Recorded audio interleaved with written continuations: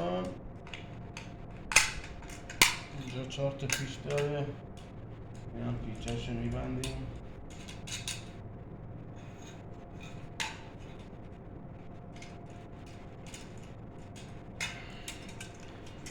اینجا یه 4 تا پیچ میخوره، اینجا هم یه 4 تا پیچ میخوره، اینجا هم هست.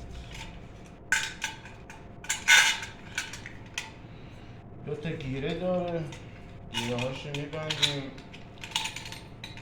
گیره ها باید اینجا قشنگ اینجا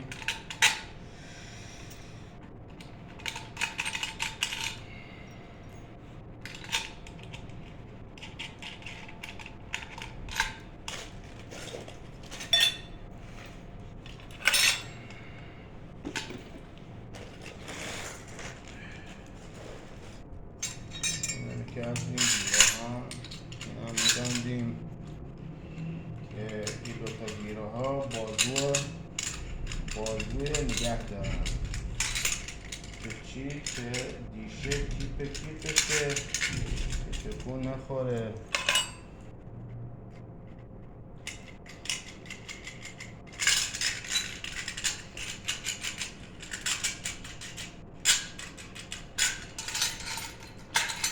خب وقتی مثل این سوار دوستان اینجوری باشه، سوار کردن پای اینجوری باشه، بعد قشنگ این چیکار میکنید؟ حالت اینجوری که خود از پیچا رو شل میکنید که این قشنگ سوار بشه.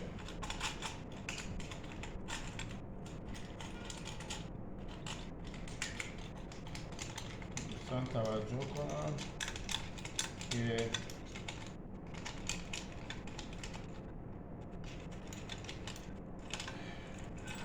وقتی میبندید این باید تا اینجا باشه، یه خط وسط هست دوستان توجه کن، یه خط وسط این باید اینجا باشه، میزون یه پیچاشون رو میبندیم. اگر روی خط نباشه ریشه روی مدار قرار نمیگیره، بعد موقع این است شما رو اذیت میکنه. همیشه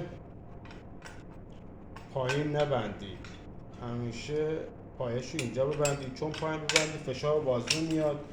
اینجا ببندید که فشار به بازو نده.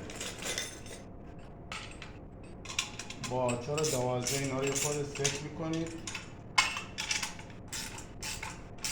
همیشه آچار جغجغه‌ای بگیرید راحت‌تر، هم به خاطر سرعت کارتون هم به خاطر تمیزی کار.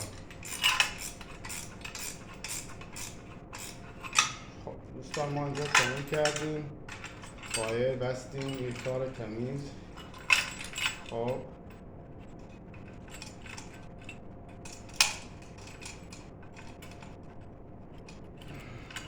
تا اینجا فهمید انشاءالله. خب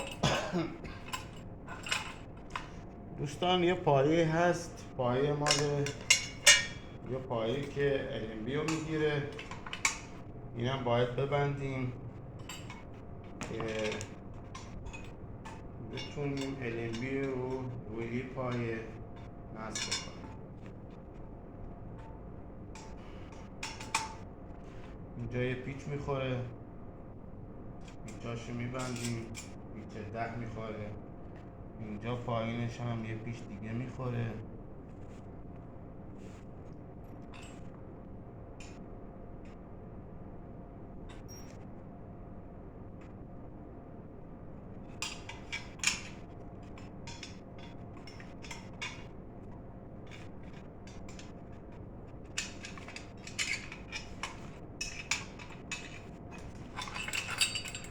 توجه کنید اینجا هم یه پیچ میخوره.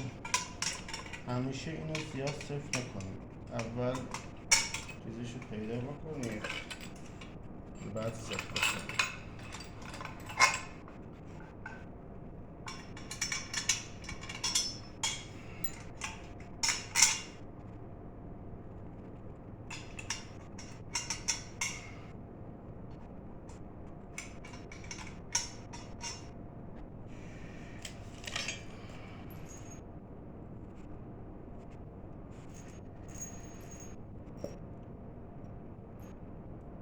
ما اینجا فعلا قطع میکنیم، بعد ادامه کارمون رو می‌دیم.